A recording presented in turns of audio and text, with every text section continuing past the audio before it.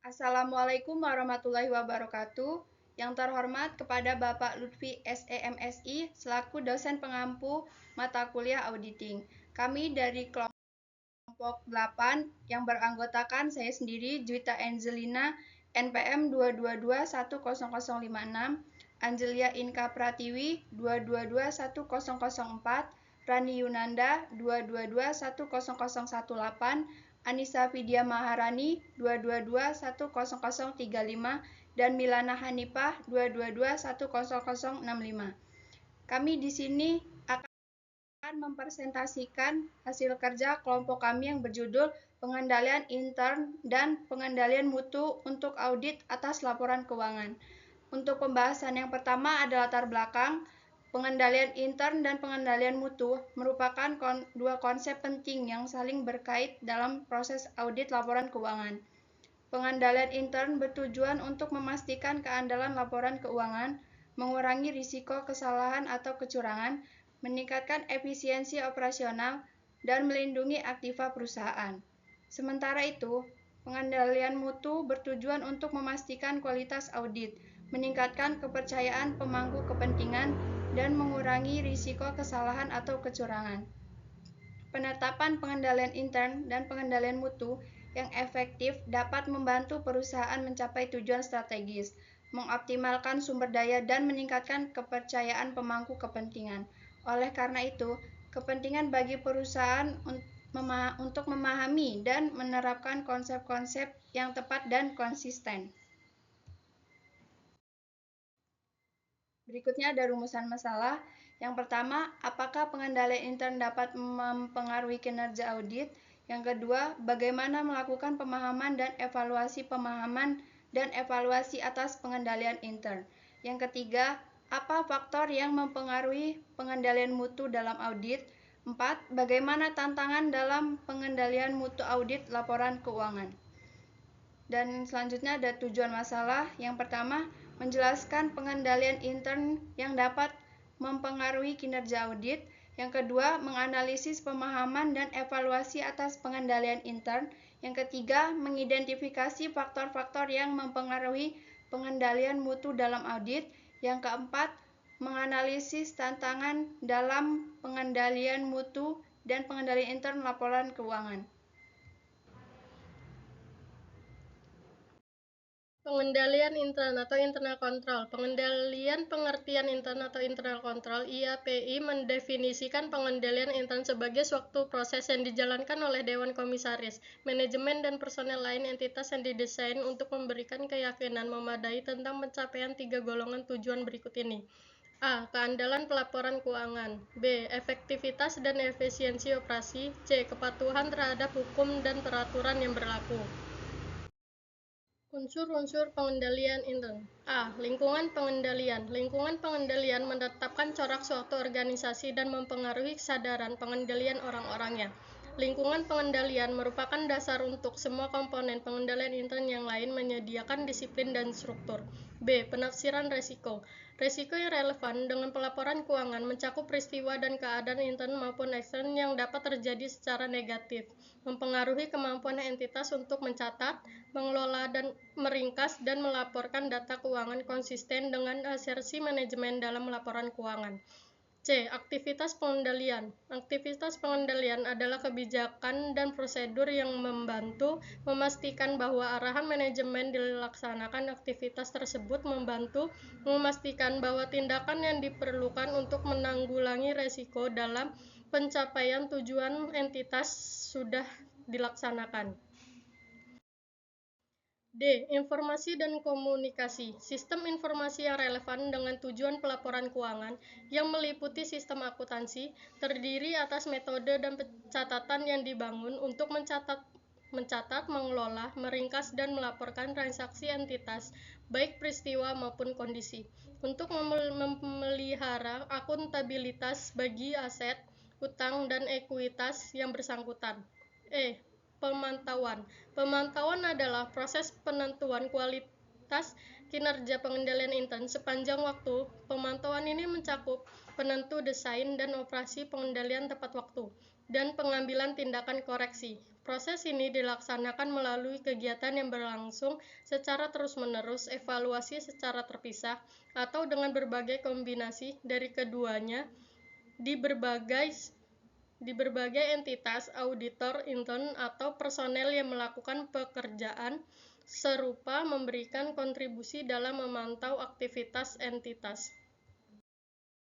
Hubungan pengendalian inter dengan ruang lingkup skop pemeriksaan. Jika pengendalian inter suatu satuan usaha lemah, maka kemungkinan terjadinya kesalahan, ketidakakuratan, ataupun kecurangan dalam perusahaan sangat besar. Untuk mencegah kemungkinan tersebut, jika dari hasil pemahaman dan evaluasi atas pengendalian inter perusahaan, auditor menyimpulkan bahwa pengendalian inter tidak berjalan efektif, maka auditor harus memperluas skop pemeriksaannya pada waktu melakukan substantive test. Bagaimana melakukan pemahaman dan evaluasi atas pengendalian inter? Auditor harus mendokumentasikan pemahamannya tentang komponen pengendalian inter entitas yang diperoleh untuk merencanakan audit. Bentuk dan isi dokumentasi dipengaruhi oleh ukuran dan kompleksitas entitas, serta sifat pengendalian inter entitas.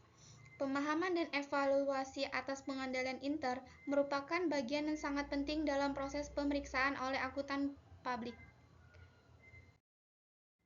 Internal Control Questionnaires.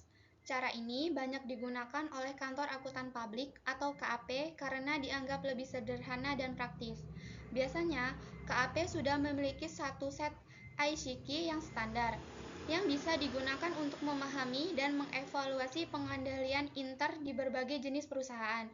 ICQ biasanya dikelompokkan sebagai berikut: umum, akuntansi, siklus penjualan piutang, penerimaan kas, siklus pembelian, utang pengeluaran, persediaan, surat berharga atau security, aset tetap, gaji dan upah.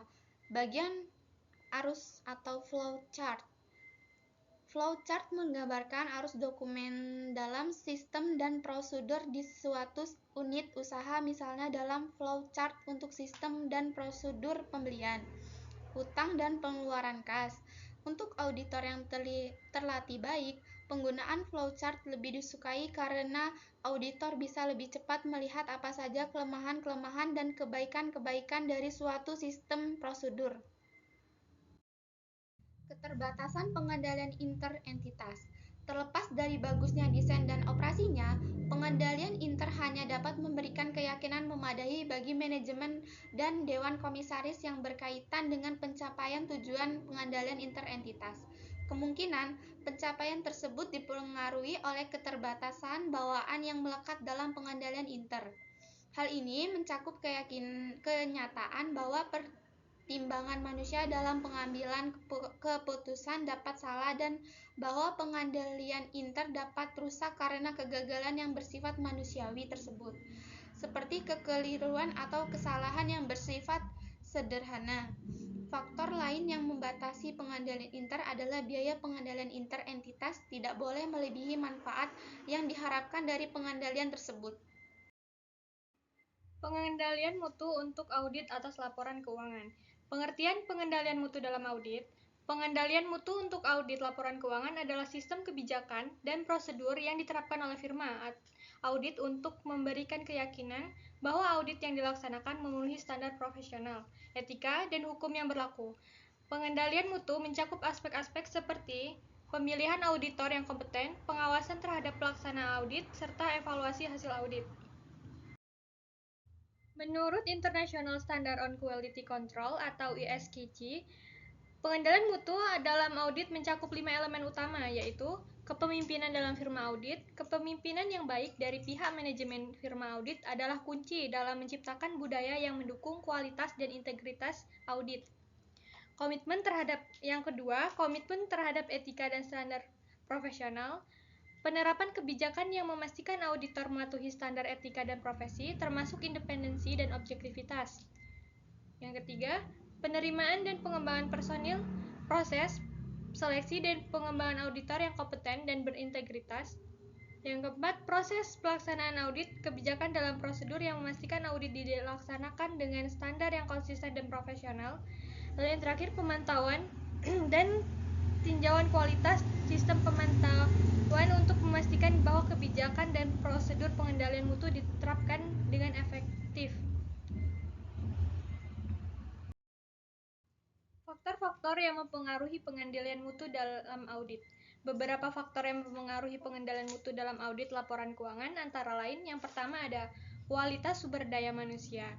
Auditor yang kompeten, berpengalaman, dan memiliki pelatihan yang tepat sangat penting untuk menjaga kualitas audit.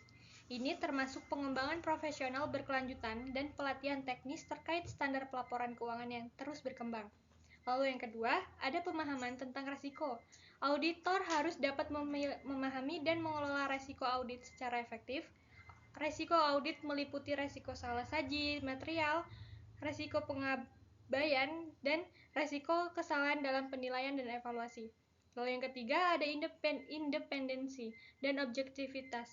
Agar hasil audit dapat dipertanggungjawabkan, auditor harus menjaga independensinya baik dalam aspek pribadi maupun profesional. Peran pengendalian mutu dalam audit laporan keuangan. Beberapa peran pengendalian mutu antara lain, yang pertama meningkatkan kredibilitas laporan keuangan. Dengan adanya pengendalian mutu yang baik, laporan keuangan yang diaudit memiliki tingkat kewajaran yang lebih tinggi, sehingga memberikan keyakinan bagi pihak-pihak yang berkepentingan, seperti investor, kreditor, dan regulator. Lalu yang kedua, mengurangi risiko kesalahan dan penipuan. Pengendalian mutu yang kuat membantu auditor dalam mengidentifikasi dan mengurangi potensi kesalahan material atau tindakan penipuan dalam laporan keuangan. Lalu yang ketiga, menjamin kepatuhan terhadap standar profesional dan regulasi. Pengendalian mutu membantu memastikan bahwa audit dilaksanakan sesuai dengan standar dan regulasi yang berlaku, baik secara internasional maupun nasional. Tantangan dalam pengendalian mutu audit laporan keuangan. Ada beberapa tantangan yang dihadapi dalam penerapannya. 1. Kompleksitas regulasi dan standar yang terus berubah. Standar akuntansi dan auditing sering diperbarui, sehingga auditor harus terus memperbarui pengetahuan mereka agar tetap sesuai dengan perubahan tersebut. 2. Tekanan dari klien. Klien dapat memberikan tekanan terhadap auditor, terutama dalam kasus di mana terdapat potensi ketidaksetujuan atas perlakuan akuntansi atau laporan keuangan. 3. Sumber daya yang terbatas. Di beberapa firma audit, terutama yang lebih kecil, pengendalian mutu dapat terkendala oleh keterbatasan sumber daya manusia dan teknologi yang tersedia. 4. Perkembangan teknologi. Penggunaan teknologi baru dalam audit, seperti data analytics dan audit berbasis AI, menuntut auditor untuk beradaptasi dengan cepat. Elemen-elemen pengendalian mutu untuk audit laporan keuangan. Komitmen terhadap standar profesional dan etika, tanggung jawab manajemen firma audit, independensi, kualifikasi dan pengembangan profesional, supervisi dan review kualitas, pengelolaan risiko, dokumentasi audit, pengendalian mutu internal, tindak lanjut temuan kualitas, evaluasi kepuasan klien, audit oleh pihak eksternal atau peer review. Kesimpulan, secara keseluruhan, pengendalian intern adalah bagian integral dari manajemen risiko yang harus diterapkan secara sistematis dalam setiap organisasi untuk mencapai tujuan jangka panjang. Pengendalian intern yang efektif tidak hanya membantu organisasi untuk menjaga keuangan yang sehat, tetapi juga memberikan rasa aman bagi para pemangku kepentingan, baik internal maupun eksternal. Meskipun tantangan dalam implementasinya ada, pengendalian intern yang baik akan selalu menjadi fondasi penting dalam menciptakan transparansi, efisiensi, dan keberlanjutan suatu organisasi.